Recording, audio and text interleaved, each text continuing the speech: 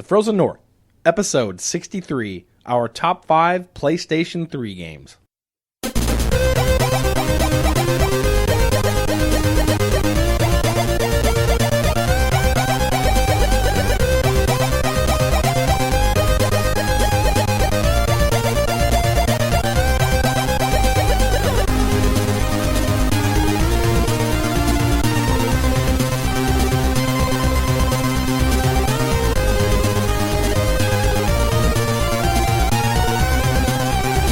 Hello and welcome to episode number 63 of the Frozen North Gaming Podcast. My name is JJ. Hello and howdy, y'all! My name is Mark, and I don't play Farmville. And my name is Brian, and my ears are now bleeding. Nobody said a word to Mark about Farmville, and he felt the need to defend himself right off the bat. See, being defensive... I mean, it's a sign of guilt right there. I don't play Farmville. Logically, being defensive means that, you know, he has played it. And, absolutely. Right. And now he feels the need to, instead of, like, dismissing it, like, whatever, I don't play, I don't care, I don't even know. He defends it fiercely. It's like if you just killed somebody in your living room, and the cops knock at your door, and you answer it, and instead of saying, hello, you say, what body? That's kind of what Mark just did with Farmville. I don't know what you're talking about. 100%. 100%. What's going on, guys? How we doing? I'm good. That's great. I'm glad to hear it. I just dropped my phone. I heard that. I heard that. Way to go, Mark. Which was funny because he made such a big deal about turning it off. I know. I'm going to turn my phone off. You still made noise with it, though. Well, I do my impressed that best. you found a way. Oh, man. Episode 63. What you been playing, Mark? I have been playing The Witcher 1. You that? I don't think that's what it was called when it came out. It wasn't? It wasn't called The Witcher 1. The Witcher Enhanced Edition 1. No. It's called The Witcher Enhanced Edition.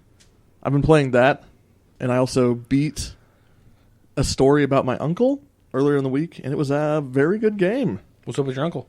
What? What's up with your uncle? What? What? You said you played. Are you using words? I said, what's up with your What's uncle? your uncle? I said, hold on. Sorry. Hold on. I said, what's up with your uncle? What's up with my uncle? With your uncle. What's up with your uncle? Yeah. Well, you played a game about Let me tell you what's up with my uncle. I'd like to apologize to the audience for anybody who now feels dumber after listening to the past 10 seconds. Although, that's nothing new for us, so it's okay. My uncle created a trash collecting device that would suck trash in and teleport it away to a different universe.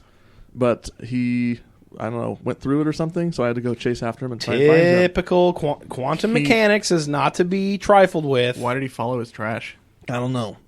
He went on an adventure, and then I went on an adventure to find him. I'm not going to jump into the back of a trash compactor because it's an adventure, though. Look. I don't understand. Okay, so here's the deal.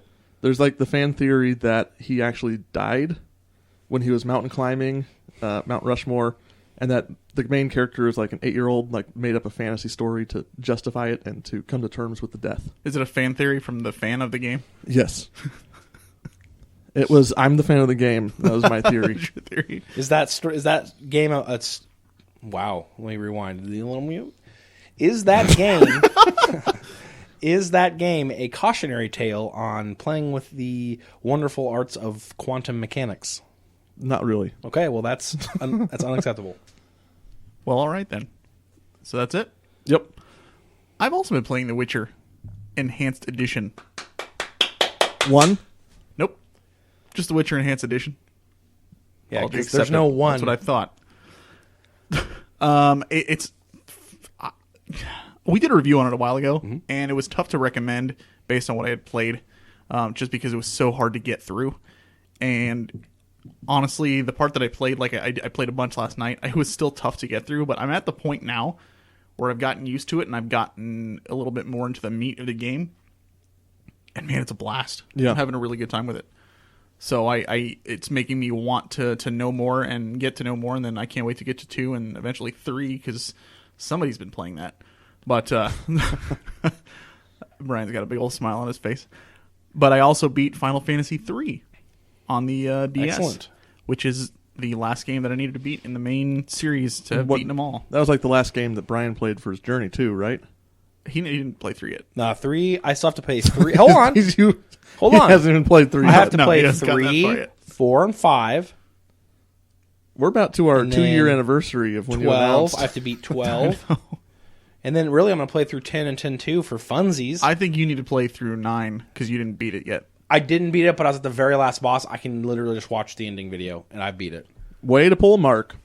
Well, I mean, I don't know if I want to play the Unbelievable. whole thing again just to beat the last 10 minutes of the game where I was on. I think you should because 9 is an amazing game. It's a great game. You know, you have my permission not to, as long as you acknowledge you're pulling a Mark. Well, yeah, well, absolutely. I just don't. The fact that I got to Hard the for very, him to do. yeah, the fact that I got to the very top of the mountain peak, I just didn't plant my flag. I mean, whatever. I got there. Very Mark-like. Yeah, It's a solid analogy. Yeah. I like it. But other than that, yeah, pretty much those two. And I mean, I've been playing a little bit of. Oh, that's right. I have gone tri-gen.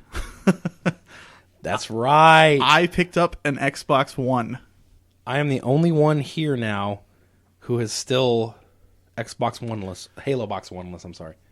So now I own all 3 systems. I honestly have to say, go ahead, you can clap if you want to. I know Mark's happy.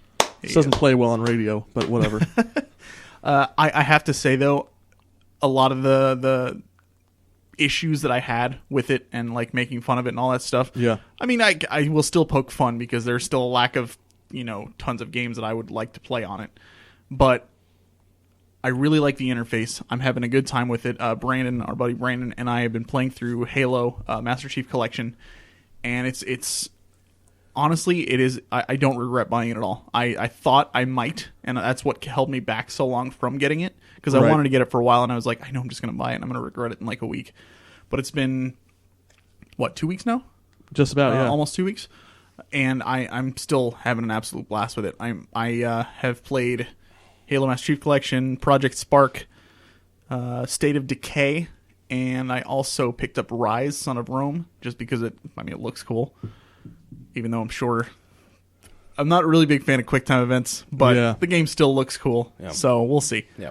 But, I mean, honestly, I can't keep giving it as much crap as I used to. I still will poke fun, but I really, really am happy with the purchase, and I really, really like this system a lot. I still prefer the PlayStation 4.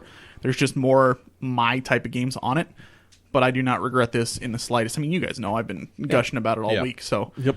And like I said, the interface I think blows the PS4's interface away, Right, hands down. So it's a good buy, and if anybody's got any game suggestions for it, I mean, if you've listened to the show, you know what I'm into. So obviously, not going to be like classic games and stuff you're going to find in there. But if there's anything that I may have overlooked that you think I might be into, shoot me an email, furthernorthpodcast@gmail.com. Let me know. I would like to get some recommendations. Should play the ODST that just came out for Xbox One. Is it finally out? It is. No, or is it just announced the price? It might have just been the price they announced. Yeah. But you should now you have the glorious opportunity to play the second Tomb Raider. Yeah. Oh yeah, that's true too. Yeah. Have you played the first? I've not. I have it, but I haven't played it yet. It's great. Right. Brian, what have you been playing? Okay, Brian, beat Bloodborne. I'm going to be doing a review on that soon. It was my first Souls game. If you don't know, Bloodborne's made by the same creators who did Dark Souls, Demon Souls, etc. I don't know what I was missing, and I now knew. Now knew. Beat Bloodborne. I beat Xenoblade Chronicles. Also, we'll be doing a review on that. I know Isaac is itching to hear what I'd say. It's great RPG. I'll say that it was probably one of my favorite JRPGs I've ever played. Now, that's not saying a lot. What? Well, hold on. Suikoden? No. Oh okay, so my here's the hold on. Here's the pecking order. 2D JRPG games are below Now, keep in 3D, mind, right? the listeners cannot see these hand gestures you're I know. making. I'm going to say I know, but I'm going to say it. So 2D JRPGs. Okay, you put JRPGs into two categories: 2D and 3D. 2D is always below 3D. Like a good 3D JRPG will always beat a good 2D JRPG. Right? Right. Anyway, because I'm a visuals fiend. Now, if you take JRPG as a box, they're always going to be below other genres. There are too much of JRPG tropes I do not like, so that puts JRPGs below a lot of other genres for me, especially Western games. I don't identify with a lot of the crazy Japanese stuff that they put in the games. Obviously, Xenoblade Chronicles didn't shy away from any of that stuff. But that said, it was still probably my favorite JRPG I've ever played, and that's putting it above Legend Dragoon, which was on my top 5 all-time games list. So that's saying something. Very cool. Yeah. But it was fun. I mean, I can't argue with him. I think it's the best game on the Wii, hands down. Yeah. Not that's It's not saying a whole lot. Whole lot, but at the same time, there were still good games on the Wii. Yeah. And I mean, even if there were tons of other JRPGs, this would still be up there. I think it's just that good of a game. It was an excellent game, great story. And then also been playing a heck of a lot of Witcher 3. I had to stop recently after I was affected by the XP bug. For those of you who don't know, the XP bug is affecting players. Basically, you can't get XP from quests, and that's really where you get. So is it random, or is it just everyone's affected right now? There are certain people affected, certain people not, but they're addressing it this Monday. So I unfortunately didn't get a whole weekend of playing The Witcher 3 like I would. The Witcher 3 is, I would say, not hyperbole, a huge leap forward in gaming thus far. So the first current gen game. The scope of it is when you realize the first area you're in, which is the mix between the southern Vilan and northern Novigrad is probably twice Skyrim size, and that's only one of the 4 areas. And then the Skellige Islands is another island that's even bigger, and you realize this is how big the game is. Is there content throughout that whole? Is there a lot of empty space? No, it's literally because I've heard both. Some people say there's a lot of empty space. There's not a lot of empty space. There is. It appears sometimes, but when you go to towns, there are a lot of small villages and towns and bigger towns and then cities throughout the map. And when you go to one, there are message boards, and if you read them, you get quests off of some for one, but every single message board you read puts a little question mark on your map of hey, this was mentioned in the message board. What is it? Right? Sometimes it's a treasure guarded by a monster, and all these places have flavor. So even these just innocuous little areas where it's oh, hey, look, this wagon went off here's I'm gonna give you a quick example and we'll move on. So these aren't even quests, mind you. These are just places on the map to visit. Right? You go to a message board that says, "Excuse me, I've lost my wagon, went off the trail, got ambushed by bandits, blah, blah, blah." And you're reading it, and it says it's 5, miles west, or kilometers, I guess, because it's European, to the west, of the road. Please find my stuff. And you go out there, and there's this wagon, and there's ghouls running around, and there's a story to be told in that area. You can see, arrows in the wagon, and, the dead horse, and just every little piece of thing you explore has a little mini story to it, and that's not even a quest, mind you. That's just a place to explore. So it's a fantastic game. In the swamp, everything looks I could gush for hours about it so far, but wow. So basically we need to beat The Witcher 1 right. and 2 as fast as we can. Yeah. Yep. I'll need a break in between them though. Mm-hmm. I will get burnt out. I know myself. You'll get burnt out after 20 minutes of either game. So that's not true. I've played Witcher 1, and my name's Mark. That's not true. I've played Farmville for 24 hours straight. My name's Mark. That doesn't I don't play surprise me. Farmville. As you admitted it at the beginning of the show, so I don't know what you're talking about. You did, and I'm going to edit it to make it sound like you did. Yes. So I'm going to take out the word You're gonna don't. leave that part in so they'll know. No, I'm going to take that out too. I'm just going to take out the word don't. So you're going to start the show by saying, "I play Farmville." And it's going to be really funny. I'm not going to do that to you. Doesn't sound sounds kind of lame. That doesn't sound great. All right. If you would like to email us, please do so. Let us know what's going on, what you're playing. Tell us your top fives, anything you want to talk to us about. FrozenNorthPodcast@gmail.com. We have a website at fngaming.net. Our Facebook page is facebook.com/thefrozennorth.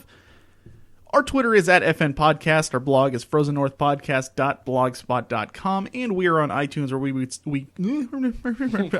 it. After all that, I get to the end, and that's where I mess up. We are on iTunes where we would like you to subscribe and rate us on there. The more ratings you give us on there, the more we are able to be seen by other people. So if you give us ratings on there and comments, whatever. Yeah. And we Mark get out there. And Mark cool. gets really giddy. And so if you want to see a giddy Mark. True. I get real giddy. Yeah. Just listen to him. Listen to his He's giddiness. getting there. Yeah. I get really giddy. I'm super giddy. excited about Farmville. And when you and if you go on and review us, you should also enter the Twitter contest. Agreed. Is that a good? That was a good segue. Segue for you. We got 2 weeks left in our Twitter contest. I shouldn't say Twitter. I should say screenshot contest, where you basically go to SoPro's Twitter or SoPro's Facebook, and you like and follow them on their respective pages, take a screenshot of you having done so, and email it to us at frozennorthpodcast@gmail.com. That gives you 2 entries, 1 per each one, or you can do one or the other, and you'll get 1 entry. And you have a chance to win a $30 GameStop gift card from us. And if you're in the Kansas City area, you can also win one of 2 SoPro promo cards. Wow, SoPro promo. SoPro promo. SoPromo cards. Yo, bro, let's go to SoPro, get a SoPro promo, bro. That was, you got your hands up like that was awesome. I don't know that. Okay, he's yep. You can't clap for yourself. Yes, you can. Definitely, you can. He just did. It's like liking you your physically own, can. But it's like liking your own Facebook comment. So, please do that. Follow them. SoPro Gaming. Just do a search for SoPro Gaming, and they're at facebook.com/SoPro Gaming and at SoPro Gaming on Twitter. We got all this free stuff. We want to give it to you. Your odds are still pretty good if you enter now. Yeah, absolutely. Yeah, we've got a handful of entries, but relatively small. So please enter. And if you're not around the Kansas City area, enter anyway. Freaking gift card. Yeah, $30 GameStop gift card. You know what you can buy with a $30 GameStop gift card? Anything that GameStop sells for $30. Look at you. Tax. With tax obviously factored in. Is what I meant, Brian. Also, you can put that towards a larger purchase. True. Very true. I would also like to remind you that if you would like a 3rd entry, you can also take a screenshot of you giving Mark crap at FN Podcast about playing Farmville. Farmville. They should, if someone got really creative, they could, Photoshop a status on Steam of me playing Farmville. So it looks like I'm playing. That would be pretty good. That would be hilarious. I would do it. I just don't know Photoshop. I'll do it for you. Wait. He'll. Why don't you just play Farmville at that point? Right? Because he already does. Oh yeah, that's very true. Brian, news. News. Oh gosh. Were you just gonna cheer news for no reason? News. Not a whole lot. Wait, didn't you have a song for news? News. It's time. It's time for news. I feel like it was way better last time. Yeah, it was. It was way off the cuff. Cuff. But anyway, not a whole lot in the news boiler pot of Newsington this week. Well, these last couple of weeks. One of the bigger ones, though, there was a rumor that started that Microsoft was going to buy or trying to buy Silent Hills, which was the Konami, big Konami IP coming out. There's been a lot of buzz about getting petitions signed. I guess Guillermo del Toro, which is the director, and Norman Reedus, the star, are both really upset that it got canceled. And so everybody was kind of I think fueling this rumor based out of honestly frustration. Yeah. But Xbox came out and basically Phil Spencer didn't even hesitate. Basically just said no. And typically, if it's a rumor that the company is tossing around, right? Microsoft will throw out their normal. They'll come out, Microsoft doesn't comment on rumors and speculation. Instead, Phil Spencer quoted saying, "Sorry, this isn't true. Not sure where the rumor started, but I don't want to mislead anyone." Microsoft often responds, like Mark said, by saying "Hey, we don't know," but he basically said, "We do not comment on the rumors and speculation." That's typically what they say. No, he said at the end of that little sentence is, "No, nope, not happening." Guys, I know we're all frustrated about Konami's decision. Yeah, it is what it is. In these IPs. I wanted a game by. Yeah. How did Matt put it? Guillermo del Toro. Guillermo del Toro. Honestly, we should not get our hopes up for any IP out of Konami anytime soon.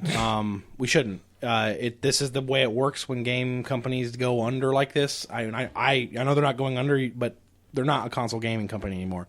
Clearly, I know they're trying to save a little bit of face and we still care. No, they don't. They want to reshift their company focus. This is Brian's speculation. This is all speculation. Just to be clear. Yeah. Yep. This is all speculation from me, but I'd be super surprised if we see anything out of Konami that has anything to do with consoles in the near future. From a speculation perspective, I agree. But it's speculation. I don't know enough about what's going on. I don't think Konami's in any kind of financial trouble. No, not at all. They just want to reshift their focus. The next little news tidbit we got is if you guys aren't familiar with Sword Art Online, it's a Japanese-based anime based in gaming franchise based on people who go into a game and play, and then they get trapped. They get trapped, and very similar to Dot Hack, but not quite. Yeah. That way, but it's a hugely popular series over in Japan, starting to gain a lot of traction in the United States. Well, Lost Song is coming to America this year. Bandai Namco Games announced it will be bringing Sword Art Online Lost Song to Americas. This game follows follows the anime, tells the story there. So if you are into Japanese anime, this is a huge one over there, and you want to start checking it out. I know it started to leak over here. There's a lot of stuff. There's Sword Art Online. I don't know if they have English dub yet, but there's a lot of the episodes are over here and a couple games. So check it out. It will be available for the PlayStation 4 and PlayStation Vita this fall. And the last bit of news is, I guess this is a weird one to me. Xbox One's new controllers coming out in June. Oh yeah, that was a bit weird. It hit me off guard because obviously the Xbox controllers are regarded as one of the best controllers. It doesn't sound like they're making major changes. There's a lot of fan gripe coming over from Xbox 360 to Xbox One. A lot of accoutrement, as you will, were not added, especially the headphone jack into the controller, which they're addressing. So this kind of seems like it's, instead of being a whole rehaul of the controller, it's just more of a aesthetics and maybe user-friendly functions added to it. I believe charging as well is being added, so you can just dock it and charge instead of replacing the batteries. And that's it, guys. The news was skimpy this couple weeks. Sounds like quite the step up. This is the calm before the storm, I like to say. News kind of quiets down right before E3. It's going to be crazy next episode. Yeah. Yep. Be a lot of news. But, so that's what's going on right now. We'll see more of that controller, obviously, at E3, see what else they're adding to it. But, Cool Beans Burrito. Cool Beans Burrito. All right. That's your news, guys. I'm Brian, and I'm your newsman. Newsman City Beatdown. Thank you, Coming newsman. at you. Newsman. Well, how about we do a game review? Let's Yay. do a game review. Let's game review. Let's review a game we've all played. We're talking Dragon Ball Xenoverse today. Xenoverse. Mark, why don't you give your impressions first? Go ahead, Mark. Based on what I've seen you play, the game looks to be exciting. And it looks fun. It looks like it really has the spirit of Dragon Ball Z. Spirit? Spirit. I was laughing when Spirit. I was It look like the spirit. It has as much as the spirit. There you go. That's my review. All right. Okay. Oh my gosh. Dragon Ball Xenoverse, published by Bandai Namco Games. You know who the developer is on this? Company called Dimps. Yeah, Dimps, they did the original Budokai games, I believe. I've never even heard of them before. I believe Dimps did Budokai. Yeah. Maybe. Yeah. Dragon Ball Xenoverse. Xenoverse. JG and I both have beaten this game. Yep. So, story overview. Honestly, if you know Dragon Ball, or Dragon Ball Z, I should say, and you know the whole, each saga, and you know the story of fighting and taking on aliens and all this stuff, and the Dragon Balls and everything, you know the story of Dragon Ball Xenoverse. However, what you don't know is, I think what they did with this game, actually, why don't we just go right into pros, because this would be a huge pro Big for me. pro. So, my biggest pro for this game is the fact that every other Dragon Ball Z game that's out there, at least that I've played, you basically just play through the sagas, you go through, you fight the Saiyans, and you fight Frieza, then you fight Cell. It's a rehash of the story. Right, and you just go through and you just go through the story as it is known. Right. This one does the same thing. However, what it does is it has you create your own character at the beginning, and then you work with this time patrol group that is literally works outside of time, I guess. The timeline is being altered by a mysterious force. And you have to go in and fix it. So you go do these fights alongside the main characters of the show and try to make sure the battles are all going the way they're supposed to go. Yep. It's just so cool the way that they do that. And the fact that you get to make your own character and determine how they fight, whether they're going to be really strong at physical attacking, whether they're going to be good at energy blasts. Yep. It's just awesome. It's a really cool...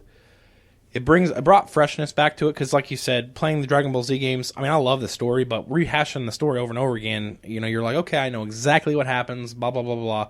being able to create your own character and then go into that universe as like a stranger and having them all react to you is really cool.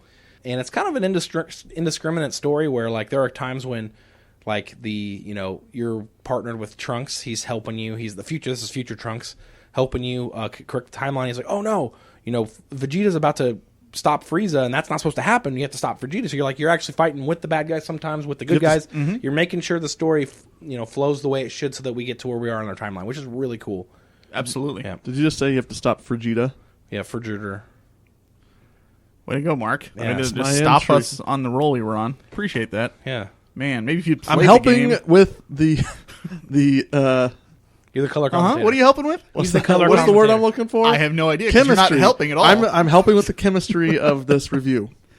Oh, man. Oh my goodness. Another pro for me, I like the controls. I like the battling in the game. It feels very, very Dragon Ball Z. Very quick, fast-paced. Yeah, and like we played Battle of Z on 360 before this, and while that was fast-paced and quick and everything, this one I don't know just feels tighter, right? And a lot more like you have a lot more control over your people. Like Battle of Z, you would just go in and you would do stuff.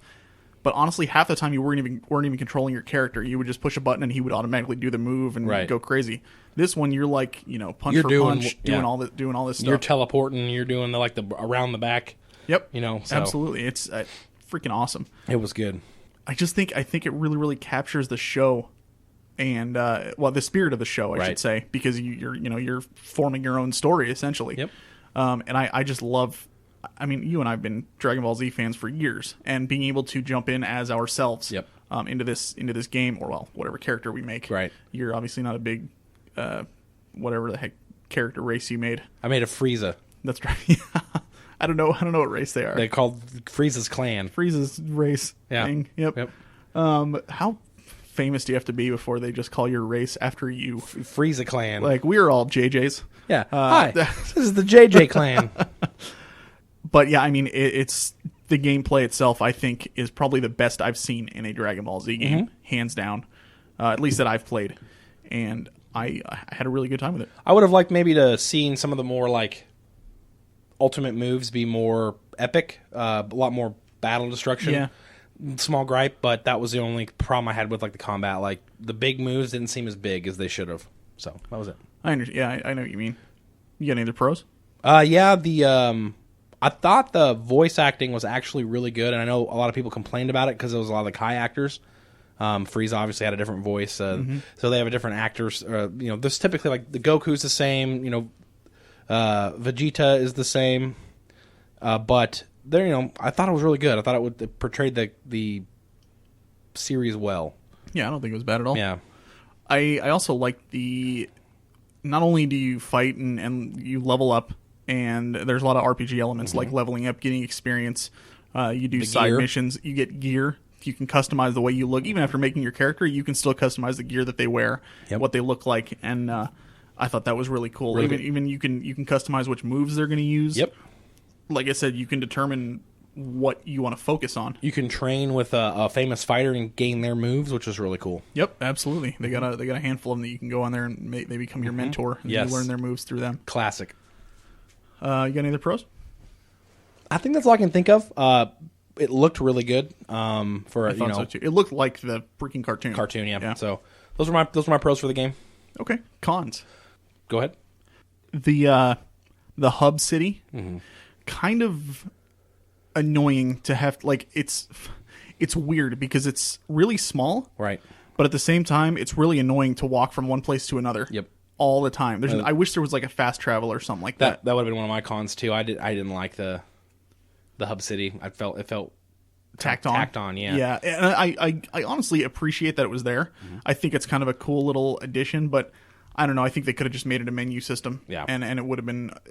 There really was just no point. Right. Especially like if you had to go to your trainer or you were looking for a specific trainer, sometimes they wouldn't even be there. Yep. You'd have to like walk around in circles and reload the screen until they actually showed up, which I thought was really dumb.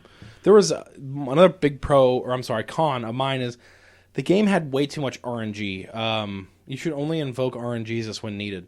This game was RNGesus. This game was way too reliant on that, and that specifically in regards to the parallel missions, where you could get gear from. So you look at the mission and you can see what you could acquire, right?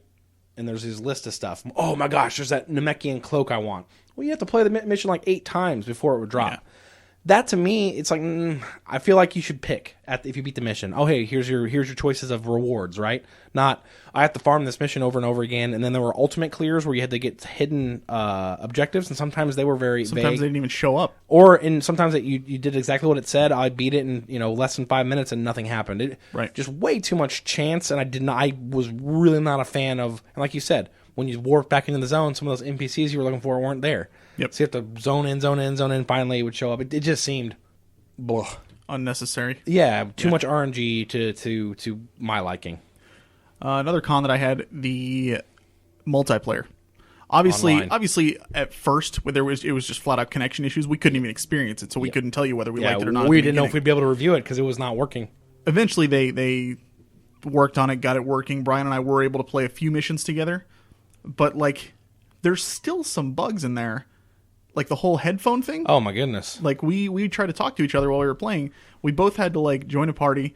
We were in game. We're like, "You hear me? You hear me? No? Okay." So we both had to exit the game completely, then join a party, then go back into the game, and be like, it was just kind of stupid. Their netcode Kung Fu was not very strong. No. And honestly, even playing online, I think. Correct me if I'm wrong, but I'm pretty sure only the first player one, the guy who sets up the mission, gets credit for the mission. The other player doesn't get anything, which is beyond weird. Yeah, I don't get that either. So there was really almost no point in playing online, right? Like, and that was one of the things I was looking forward to the most. That's what we were both like, oh man. But I don't know. I have to say, Battle of Z, I think, took it when it came to online. Yeah, online Battle of Z had the netcode. Xenoverse had the not netcode. Especially getting to yell at Brandon for not playing with Cannon. Like, man. Brandon, jeez, Frieza does not fight the second form of himself. What are you doing? I just like this guy. No! And then No! Brandon, if you're listening Cell right now. does not fight the Ginyu Force, Brandon. Right, Brandon. Jeez. We just yelled at him constantly. It was pretty funny. Yeah. So, any other cons? Difficulty spikes were a little weird.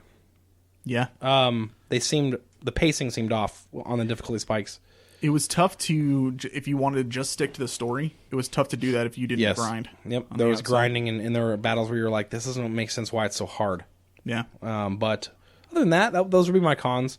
Online, bad. RNG, bad. Difficulty spikes, bad. I hadn't even thought of the RNG thing until you mentioned that, but I agree 100%. Why? Why do I have to do this mission 8 times to maybe get the gear I want? The only thing that I could see them, like, a reason having a chance for a drop is, like, the Dragon Balls that you can get for wishes that and stuff. made more sense. Sure. Yeah. But, like, even then, you had to hope that you were going to get that ultimate finish, too. Right. Which isn't a guarantee. Right, it's RNG as well, yeah. I don't know. So do you recommend it? I recommend it. I'm pretty sure we feel the same way about this. I recommend it for Dragon Ball Z fans. Right. I'm going to go neutral as a gamer. No, I don't recommend it. Agreed. As a gamer, you're not going to like it. You have to be a fan of the show to appreciate it. The story, if you've never seen the show, the story's not going to make any sense. I wouldn't say you have to be a fan of the show. There's going to be some people who are like, "Oh, I'm not a fan of the show, but I like the game." I'm going to step neutrally out of my fandom of Dragon Ball Z and say no, I don't recommend the game. I agree wholeheartedly. I think if you're just somebody who's looking for a fighting game or just somebody looking for a new experience, but know nothing about the Dragon Ball universe, there's just nothing for you here. Not enough as far as I can see. No, exactly. And the whole game is like fan service as far as it's actively saying we're not going to throw you into the same exact story as every other game. Correct. We want you to experience this new side of things. But if you've never experienced the original in the first place, all you're going to be doing is going in like, who the heck what is going on? Yep. What? No, and you're right. It's objectively, don't pick it up. Get a Mortal Kombat X or something if you want a fighting game. Absolutely.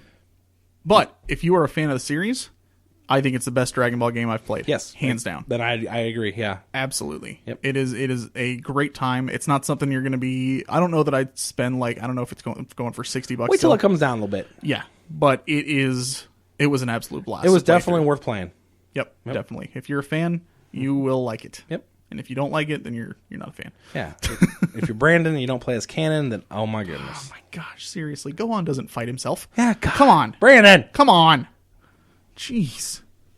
Mark knows. Mark knows. Yeah. All right. Dragon Ball Xenoverse. Yep. Heck yeah. We ready for a top 5 list? Let's top 5 this. This is a great top 5 for me. We are doing our top 5 PS3 games. I would like to preface this by saying, and I think Mark isn't, well, Mark's probably not in the same boat as I am, but he's in a similar boat. Mark has just not played very many PS3 games, and I don't think he has plans to in the near future at all. Probably not. I have honestly not played very many PS3 games either, which is funny considering that was my main console last gen. And I just wasn't a fan of the PS3 360 generation. There just wasn't a lot for me. I still went back and I played my older games like crazy. I still had my PS2 hooked up and everything, and I was still into it. So I think both of our lists are just, games that we played that we liked. Yeah. But I think you're going to be like, what? There's plenty of better games than that on there. So, and I can tell you, at least from my point of view, I guarantee you over the next couple of years while I catch up on my backlog, and I mean, you guys see how many PS3 games I have. I've probably played only like 40% of those. I feel like my list is going to resonate more with people who played a lot of PS3 generation. Right. I agree. Just have more backlog. So as I get more experience with it and I play more, it's funny because I'm spending a hell of a lot more time with my PS4 than I ever did with my PS3. Yeah. So I really like what I'm seeing so far this gen. So why don't we just get into it? Let's do it. Honorable mentions? Honorable mentions, anybody? Uncharted 1. Yep. I've played it. I have not. I'll be honest I'd like with you. Yeah, I would agree. Uncharted 1 compared to its two sequel brothers is actually not that good. Right. It's like one of the 6 or 7 games I've played, but I couldn't put it on my list because I just know. I mean, once I get around to 2 and 3, it came out very early in the PS3's lifetime, so it was a very early launch game. But I mean, I'll put it on honorable mention. It had a really good story. The voice acting in that series, not it's a Naughty Dog game, so we all know what Naughty Dog's done. So it was one of their earlier games into the foray into, like, I would say realisticness, Hollywood type games. So I was also going to put Gran Turismo 5 on this list. Have you played it? I have. Oh, wow. It's cool. I like how you can manage teams and not race, you just like coach them. It's cool. That's what I bought it for. Who is surprised by this? Hands? Nope, nobody. What? I love this racing game. You don't actually have to race. It's Yeah, sweet. you know what I did? I managed the vehicles. I got the vehicles upgraded so that they were the best they could be. And you just let the game play itself. No, I coached my drivers. You coached your drivers? I told them when to be aggressive and when to back off. But yeah, that's only an honorable mention, okay? Give me credit that I didn't I didn't put it in my top 5. Can I add a real honorable mention game? That was real. I would like to throw out Killzone 2 as an honorable mention. Oh my goodness. Oh yeah, I played the first one. That's my honorable mention. Just to interrupt him. Killzone 1 came out for the PlayStation 2. I was thinking of awkward silence. Resistance, Fall of Man. That's what I was thinking of. Oh, that's an honorable mention. I hated that game. Killzone 2. Killzone 2 is the first time everybody noticed the power of the PS3. That game was gorgeous when it came out. My goodness. Not much in the way of story, but it really, really showed off the hardware of the Cell processor. All right. I don't really have any honorable mentions. That's fine. I'm sure I could find some if I thought about. Actually, you know what? I take that back. Not a PS3 exclusive, but I think it makes more sense that it's on the PS3. You're gonna look at me weird, but the Final Fantasy 13 trilogy. Ooh, honestly, as I said, there's not a lot that there was for me on the PS3, but this was a decent RPG to come out, and it was one of the few that gen that came out. JRPG, I should say, and I had a good time with it when I played it. Comparatively to the older games of the series, obviously I'm not a fan, but still, for what it did, as far as technically, it was impressive. And I thought the series got better as it went along, and I thought the third one was the best of the 3. So there we go. Very good. All right, top 5 PS3 games. Here we go. Number 5, Mark. You and I have the same one. That's right. Our top 5 is Suikoden 2. Our top 5, what? Our number 5 is Suikoden 2. Nope. That's not right. Nope. Oh, I'm sorry. Mark tried to get hold away on. with putting. I'm sorry. I was told I can't put Suikoden 2 Because it's on a my list. PS1 game. It's a PS Network game. No, when did it come out? The PS1 generation. So you would No, put it it as came one out, of your top 5 It came Vita out last games, year. too? No. PS. Yes. To answer your question, No, it's not. Mark. it's a major drawing point. For Mark the and I's number PS3. 5 PS3 game is Heavy Rain. Heavy Rain. You know what? I'm curious. Did you just set the controller down every time you had to make a decision and let your cat walk on it? And then No. you could be like, I was playing it. I coached my cat into picking the decisions I for me. coached him. I told him what to do. I'm going to try that out next time, though. It I sounds, have no it sounds doubt. pretty good. No, this is a great game from Quantic Dream. I was really drawn to this game because it felt next generation. I think even now what they were trying to do with it that they weren't 100% successful with is still more next generation than any game we've seen this year. Yeah. It's hard to talk about this game in depth without spoilers, too. Right. Just because there's so much, like, I guarantee you my experience was completely different from yours when you played it. Yep. It's just one of those games that is totally story focused and totally, like, it's not a game to be played, it's something to be experienced. Definitely. It's One of something I would those. put in like the same category as Dear Esther, Right. where it's all about the art and not about being like a game. It's not a shooter. No. It's not an RPG. I would say it's definitely more of a game than Dear Esther, though. That's true. Yeah. But basically what you do is you go and have conversations with people and look for stuff. Mm-hmm. That's basically the entire game. And I really like the way they handled conversations in that game, where it's just like a cloud of words, and you just select one that you wanted to use. Yep. But it's like if you like watching like mysteries on TV or like stuff with like crazy twists and that kind of stuff, that's what this is essentially. Yeah. It's just it's a good experience. It is. Like I said, there's not much deep depth we can go into without spoiling things. Right. But as far as just a good solid piece of art when it comes to gaming, Yep. this is a good example. So that's our number 5, Heavy Rain. Brian, number 5. My number 5 is Uncharted 2. Uncharted 2 was made by Naughty Dog, and it was the first time I really started to notice Naughty Dog. I know they made Jack and Daxter, but Uncharted 2 was honestly more Indiana Jones than Indiana Jones. Such an epic game. The scenes you play in that game they grip you, and I'm not kidding. Like, you will actually be like, you'll be like, oh my god, whoa, the heck. Like, they had these cinematic, you control your character during these huge cinematic, for instance, the very beginning, there's a train. It's not going to spoil anything because it's the very beginning of the game. One of the train you're riding careens off a cliff, and it's hanging off a cliff, and as you're climbing, there are cars falling while you're climbing. Oh, and jeez. it is like the first time you kind of saw Naughty Dog's like cinematic prowess, and you were like, whoa. Like, that's just the first scene of the game, and there are many more throughout the game. But Uncharted 2, voice acting, everything, just top-notch. Are the characters are the enemies bullet sponges in this like they were in the first game? I mean, yeah, it's the same kind of, you get the same kind of ludonarrative dissonance as you hear very often, where it's like, This is an uncharted tomb that no one's ever been to before. Here's 100 bad guys. right. But that just drives gameplay forward, and honestly, I've never been one to be all, butthurt over ludonarrative dissonance. So I just don't want to have to go tumbling into the combat to go grab ammo so I can hide behind cover again and then shoot more bad guys that take 20 bullets to down. the combat is much improved over 1. I'll tell you that right now. I'm still excited to play it eventually. Me too. But yeah, Uncharted 2, my number 5. All right. My number 4, Tales of Xillia. One of the Tales games.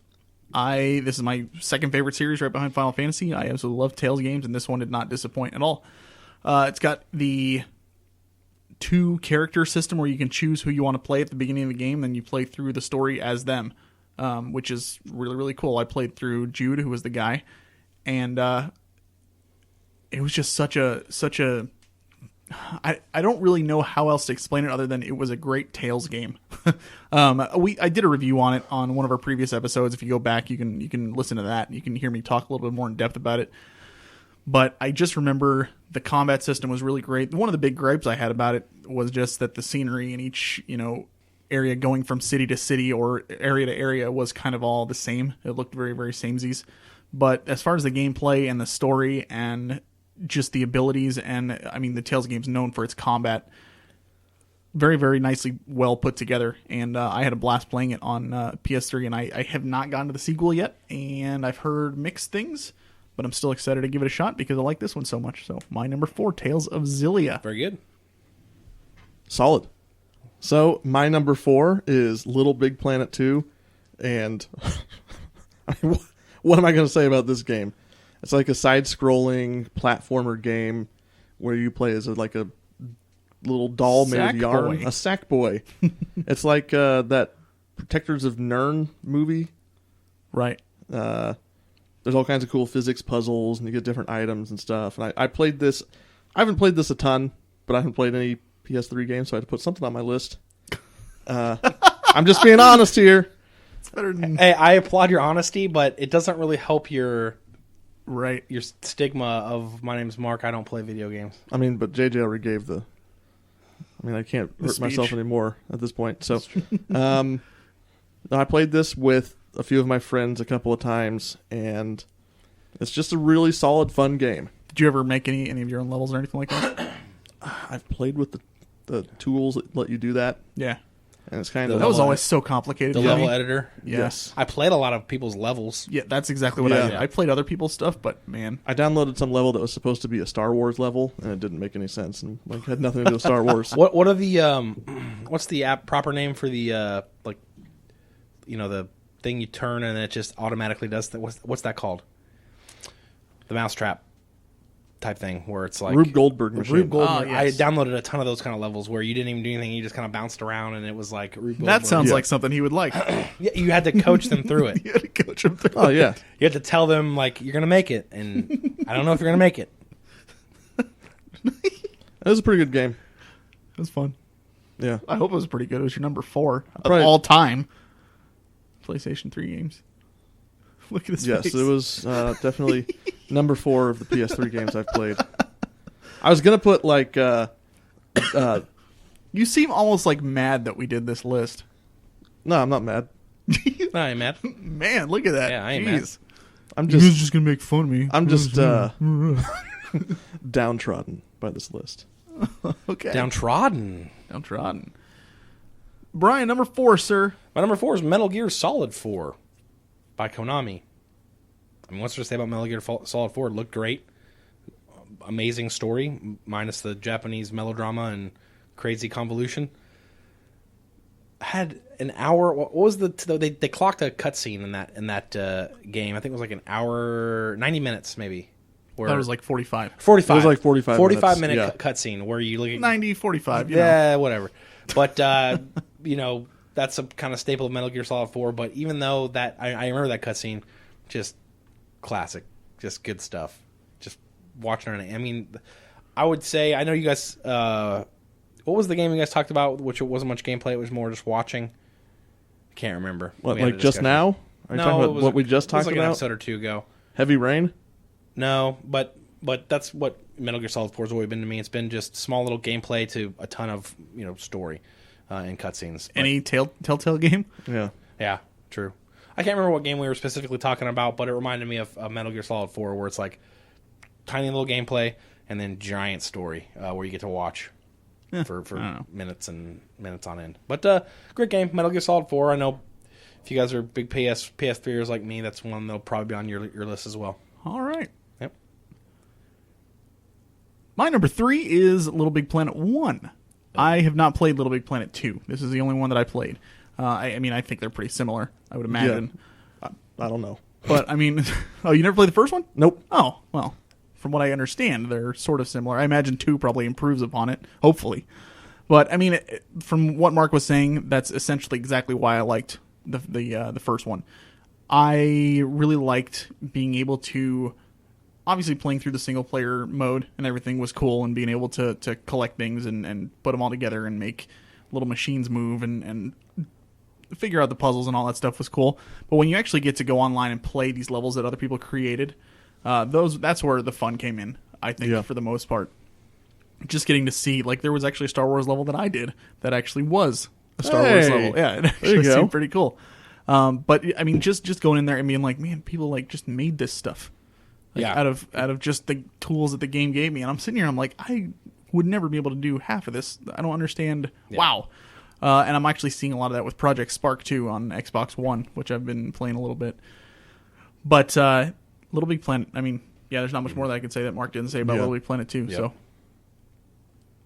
Mark, number 3. It's my number 3. I was gonna put on like Shadow of the Colossus HD. No! But I knew you guys would call. That is a legitimately. You said that if they had remastered Suikoden 2, I could have put it on my list. They didn't You remaster. did say that. Yes, they did. I didn't say upscale. I said remaster.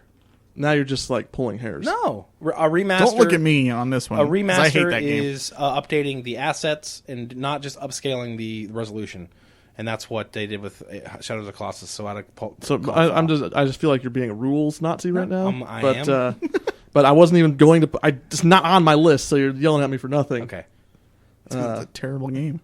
It's not a terrible game, first of all. I absolutely hate Shadow of But the Colossus. we're not here to talk about Shadow of the Colossus. Good, because I hate it. It's a dumb game. My number 3 is Infamous 2. Solid. I got this game as my free PSN of the month game. I played a little bit of it when I got it for free as well. Yeah, probably put in 10 to 15 hours in this game. I didn't beat it, because I don't beat games. This is something we have established. And You don't need to say that, Mark. We know. it's essentially what Crackdown wanted to be. Crackdown came out like at the very beginning of the generation, and this game has taken the open world superpowers kind of concept to the next level, where you have lightning powers. You can jump up on power lines and just skate across them. You can get all kinds of superpowers and let you jump higher and shoot lightning out and all kinds of stuff like that. That whole scene when you're under the bridge. Yes. Oh, that was annoying. We're talking about the same scene? Infamous? Infamous 2? 2? Yeah. The scene with the giant guy that's Is it 2 or attacking him? 1? It might be 2. It might be 1. I don't remember. You're under this giant bridge and you're like going from one place to the other. It's actually like very close at the beginning because it's kind of teach you the controls, Right. like how to use your powers to like swing and grab onto stuff and everything. I thought it was 2. Maybe it was 1. I think it was 1. It Might have been 1. I don't remember anything It's not like the that one on the oil annoying rig? me. It's the one in the oil rig. You're an oil Definitely. rig. No, but this is... If you'd like to know what I mean by that, go check out our earlier episodes. Correct. I like open world games, and I've always liked the idea of taking superpowers and putting that into the game as well. And this was just a nice linear step forward from what Crackdown had done a few years before it. So it was a solid game. I feel like when Mark gets to The Witcher 3, he's going to have like one of those... I don't want to say existential crises. He's going to have one of those like awakenings where... Where he realizes that he likes video games. No, like literally where... I like video games. Literally where he's going to play... He's going to be that guy who's going to be like, well, I have to go to work tomorrow, but I want to play like 7 more hours of Witcher 3. We already did that with I Mass was going to say Effect. Mass Effect. We were doing that. It's going to be worse for Witcher 3 for you guys, I have a feeling. But go ahead, Mark. Sorry.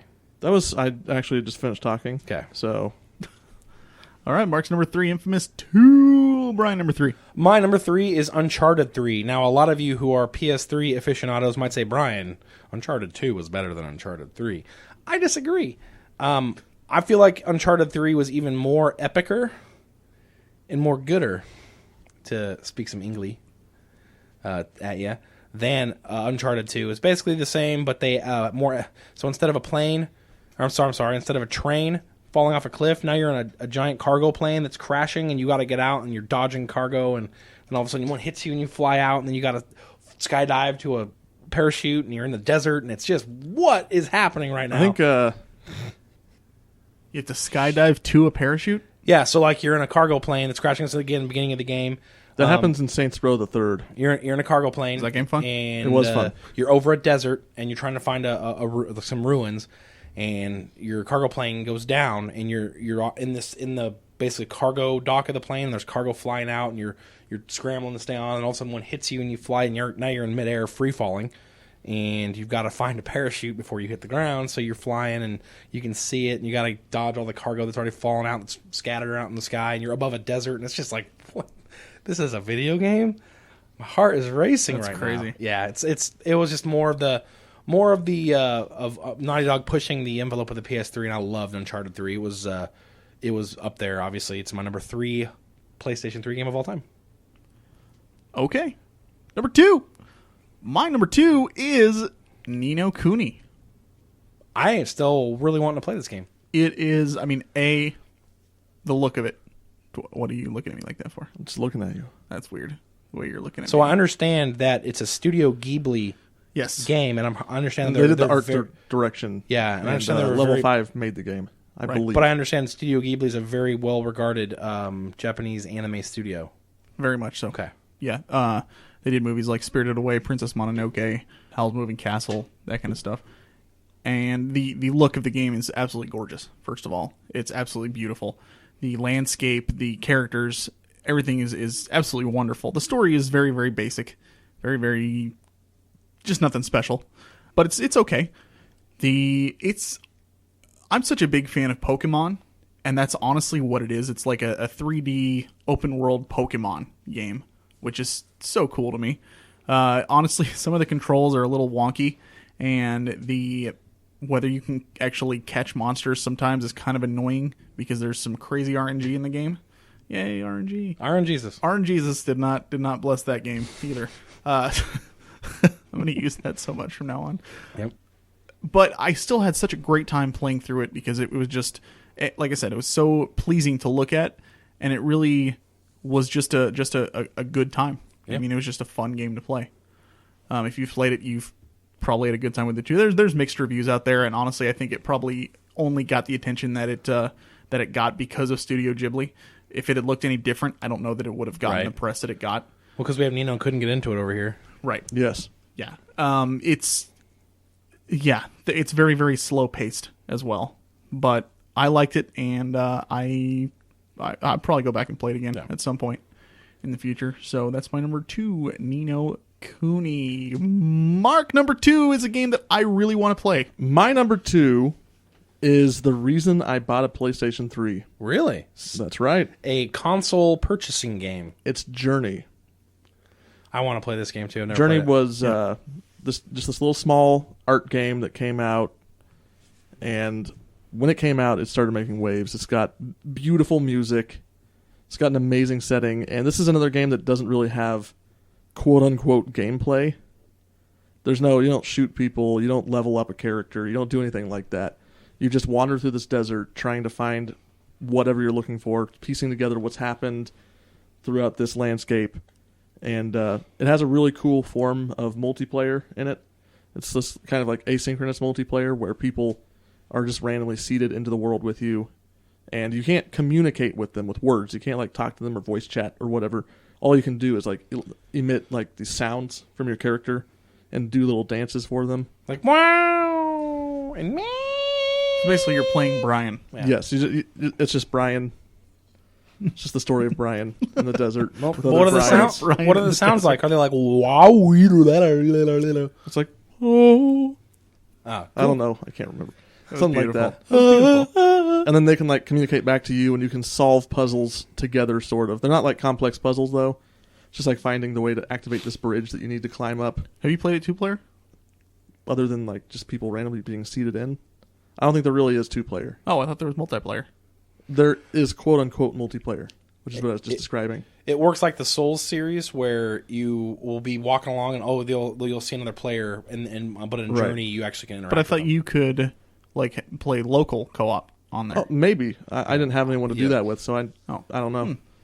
That would make sense because I think there are like achievements you can get for going through the entire game with one person. Yeah. So probably, but I just played it by myself Sorta. with some people here and there, and it's kind of like a philosophical game in a weird, like subtle way. Like there's a little bit of a message, and it's kind of a metaphor for life. It's pretty short. The too, journey isn't it? of life. Yeah, it's like probably 4 hours. Oh, okay. And it was just fantastic, beautiful experience. There you go. You're a beautiful experience. That's true. I I agree. agree. Mark's number 2, Journey. Joiny. Brian, number 2, sir. My number 2 is God of War 3. One of my favorite series, God of War. Now you actually take on. I mean, if I told you could take a game, and you could literally punch the face off of Poseidon. Punch it off. Yeah, literally just brutalize Poseidon to where he has no face. one of the gods of Olympus, you would say, sign me up, Brian. The game was beautiful, epic. The fight against Kronos, the Titan, was, in my opinion, revolutionary. I know a lot of studios have tried to copy that epic battle. Obviously, you're Kratos, the son of... Well, I don't want to spoil anything, but you're a son of somebody. Okay. And you fight Kronos in Tartarus, and he's obviously a giant Titan, and just that battle is so epic. You're on this giant Titan, and you're fighting him, and man, God of War 3. If you haven't played any of the God of Wars, they are remaking God of War 3 for the PS4, and I'm sure they'll have a recap of the other two. It's worth picking up. God of War 3 is one of the most epic games I've ever played. There you go. Yep. All right, number ones. My number one is on everybody's list. I think everybody knows what's coming on this one here. Ridge Racer? It is, I don't know, can you be the coach for your team in that? Probably not. Jeez. Terrible, Mark. Cheese and... You know what? The number one. The thing I like about this game that's on our number one is that you kind of do get a coach, someone that's following along with you. True. In this game. The number one game for all three of us on PlayStation 3 is... What, Brian? The Last of Us. The Last of Us. I mean, what is there to be said that we haven't said 1,000 times over already? Yep. This is the best game on PlayStation 3. This was the game that when it came out, it had the Xbox fanboys in a tizzy. You know, my cousin is a really, I mean, he's a huge Xbox fan, and he was floored that he couldn't play it. So he literally just went on YouTube and just watched all the cutscenes so he could at least experience the story. Yep. And he was holding that above my head as I was playing. "Oh, just tell you what happens next." Like, no, I don't want you to tell me what stop happens it. next. I'm playing the stupid thing, right? You jerk. But again, what is there that we haven't said about this game? Yeah, Naughty Dog. Naughty Dog kind of took the generation with your list. I mean, yeah, they're honestly they're I would say other than maybe Santa Monica Studios, they're the cream of the crop when it comes to gaming studios that Sony owns. Naughty Dog is in a league of their own at this point. What? Not Team Ico?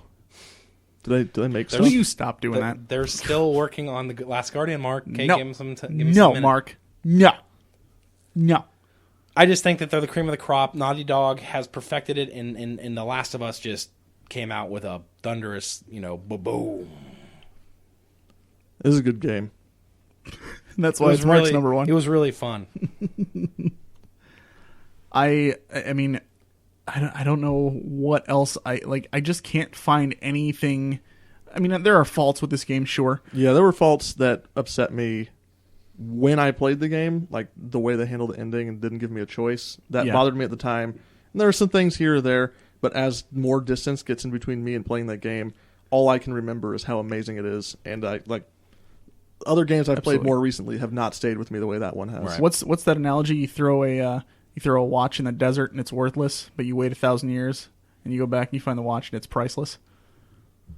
Sure. Like 10 years from now, are we going to be looking at it even more so? Like you're I think talking we will. Right now. Honestly, I think it's going to be the metric for how games should be built. I think yeah, it's definitely up there. Yeah, it's phenomenal. If you have not played The Last of Us, boy, I don't even want to know you. I don't even want to talk to you. Yeah, you don't exist. I think people who haven't played The Last of Us are like those fanboys of other consoles that just they'll never be convinced, and they're like, I don't. That's dumb. That game sucks. They don't pay attention to DBZ canon. And stuff. Just don't pull Mark. Yeah. Go out and play this game right now. Right. Well, I wouldn't be pulling a Mark because you played it. That's true. So, but I wouldn't have probably. If like we didn't decide to review it. You wouldn't have played that game. I don't know, man. I probably wouldn't have gotten around to it. I would have. That looks cool. Then I would have coached my team. Right. Coached my team in Gran Turismo 5. Can I just tell Joel where to go?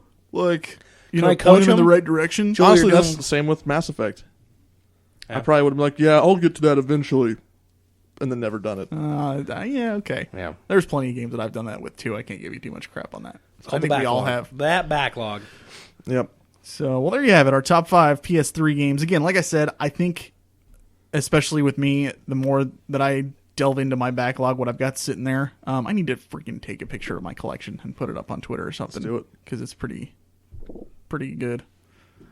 Pretty good. That way you all can be like, oh, so he hasn't played 60% of those games. That makes sense as to why this was his top 5. But The Last of Us is just amazing. So if you, like I said, would like to send us your top 5 PS3 games, or if you want to tell us what we missed, what we should be playing, anything like that, send us an email, frozenwordpodcast@gmail.com. That's everything that I have for episode 63. You guys? Mark, what do you have? I really want to play The Witcher 3. I have a feeling that when Mark starts to... Actually, I have a feeling that when you guys start playing The Witcher 2, because how good it is, you're going to be like, Witcher 3 is really that much better. Like I told you that I think Witcher 3 takes a jump from 1 to 2. When you see how good 2 is compared to 1, you're going to be like, the fervor is going to be at an all-time peak. The fervor. We're chirp for the fervor. And by the time you guys get around to playing it, I think all the patches will be out. A lot of performance-enhancing drugs will have been injected into the games. Which is all I'm waiting for. CD Projekt Red has said... I mean, Geralt does that anyway, so that's CD true. CD Projekt Red has said that they're going to spend 2 years supporting this game before they move on to something else, which is pretty cool. Aren't they making Cyberpunk 2077 right now? They literally said, we're halting on that. What? Yeah. They were supposed to be actively making that game. No, nobody cares. They literally said... I disagree. No, they literally said in a presser that they are going to focus on The Witcher 2 for 2 years and then resume... The Witcher 2? The Witcher 3 for 2 years and then resume Cyberpunk once they're done supporting Witcher 3. Yep. Don't look at me. I don't even They're know a what smaller you're talking studio. about. It's hard for them to divide and conquer, I think. Divide and conquer? Okay. That all we got? Yeah. Keep on gaming. You jerk. Wait a minute. Doesn't Hold on. count. Let me rewind. You are appalled that they are not going to bring Cyberpunk out. No, I thought they were already working on Cyberpunk. They are. They're halting their work. Why would they stop? I don't know. Because they They're said... going to lose momentum. Just like when Hold I on, inserted hold that on. comment into the review him of getting Dragon outraged. Ball Z. Him getting outraged for a game that's not even out yet that he probably won't ever play is... Well, no. In Hey, his I defense, will he'll definitely buy that game that looks and then cool." not play. That looks cool. It looks cool. I want them to come out with it so I can ignore it and go back to playing Ryan, I Football need to Manager. purchase it and have it in my Steam library. Gotcha. Stibler. Stibler? Is that even... Steam library. Wow. This With that, this is the Frozen North signing off for episode number 63. My name is JJ. My name is Brian. My name's... I don't play that game. Farmville. Video games. Oh! I beat a video game last week. I beat a video game last week. Add it to the 7 I've beaten already. Oh my, he beat a level on Minesweeper is probably what happened. Yeah. Oh my god. Technically, that's what beating a video game. I'm offended. That's fine. As always, what do they need to do, Mark? Beat Minecraft. Keep on gaming.